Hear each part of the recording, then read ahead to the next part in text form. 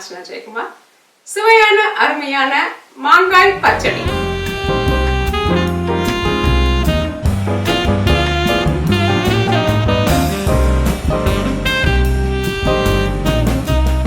மாங்காய் வெல்லம் போட்டு எப்படி அருமையான சுவையான பச்சடியை பண்றதுன்னு இப்ப நம்ம பார்க்க போறோம். இது முக்கியமா நம்மளுடைய எல்லா விருந்துகளுக்கும் நம்ம இதை தயார் பண்ணுவோம். ரொம்பவே உடம்புக்கும் நல்லது. ஏன்னா இதுல மாங்காயின் புளிப்பு சுவை மற்றும் வெல்லத்தின் இனிப்பு சுவையும் கலந்து அருமையான ஒரு சுவையான பண்டத்தை இப்ப எப்படி செய்யறதுன்னு பார்க்கலாம்.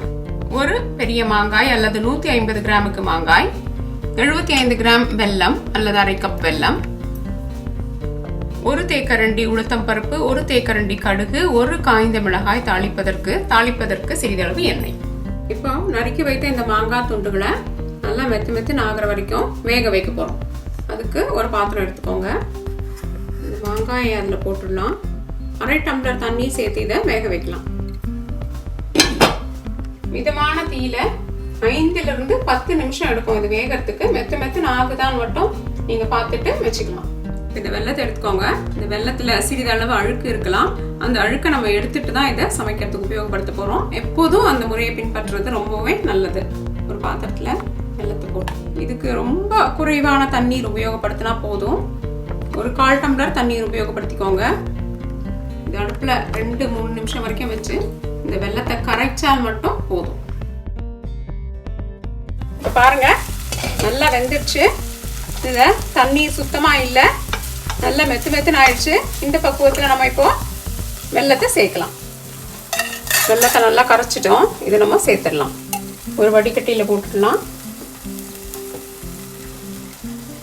இப்போ இது தயாராயிடுச்சு. சரியா இன்னொரு 5 to 10 நிமிஷங்கள் இது ஒரு கூழ் பக்குவத்துக்கு வரும்போது இதை அடுப்புல இருந்து எடுத்துட்டு இதை தாளிச்சோம்னா இது தயாராயிடுச்சு. இந்த மாங்காய்கள் வேறுபடும். நீங்க உபயோகப்படுத்துற மாங்காயை பொறுத்தது. சிலது இந்த மாதிரி கூழா குழையும், சிலது குழையாது, பெரிய துண்டுகளாவே இருக்கும். ஆனா நல்லா வெந்திருக்கும். பரவாயில்ல, உங்களுக்கு கிடைக்கிற மாங்காயை பொறுத்து நீங்க உபயோகப்படுத்தலாம். இதை பாருங்க, அந்த வெல்லம் முழுவதும் நல்லா இதோட கலந்து ஒரு கூழ் பதத்துல இருக்கு. இப்போ இதை நம்ம அடுப்புல இருந்து எடுத்துட்டு தாளிச்சு கொட்ட போறோம். தாளிக்கிற கரண்டியை அடுப்புல வச்சிடலாம்.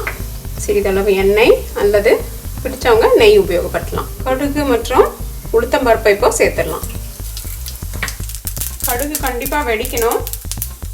அப்பதான் அதுல இருந்து வர ஒரு வாயு நம்மளுடைய ஜீரண சக்தியை அதிகப்படுத்தும். அதனாலதான் நம்ம கடுகு உபயோகப்படுத்துறோம்.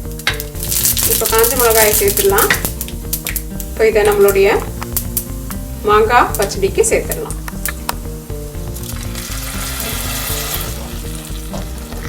இதை நம்ம பரிமாற பாத்திரத்துக்கு மாற்றலாம்.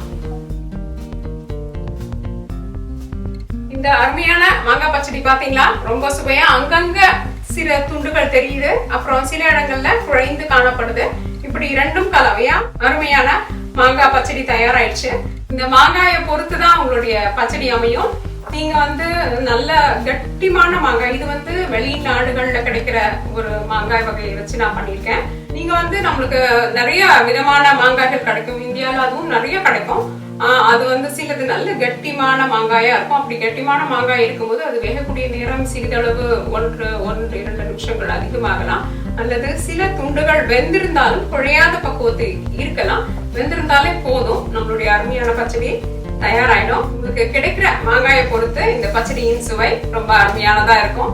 இந்த மாங்காய் பச்சடியை இப்பவே செய்து பார்த்து உங்களுடைய கருத்துக்களை எங்க கிட்ட பகிர்ந்துக்கோங்க. தோசை பீட்சா என்றென்றும் உங்கள் நாவிற்கும் வயிற்றிற்கும் நல்லதொரு சுவை. இந்த வீடியோ உங்களுக்கு பிடிச்சிருந்தா லைக் பிரஸ் பண்ணுங்க. தோசை பீட்சாக்கு மறக்காம சப்ஸ்கிரைப் பண்ணுங்க. இது ஒரு இலவச சேவை. மற்றும் உங்களுடைய பிரிண்டபிள் ரெசிபீஸ்க்கு dosatpizza.com விஜயம் செய்யுங்கள். நன்றி.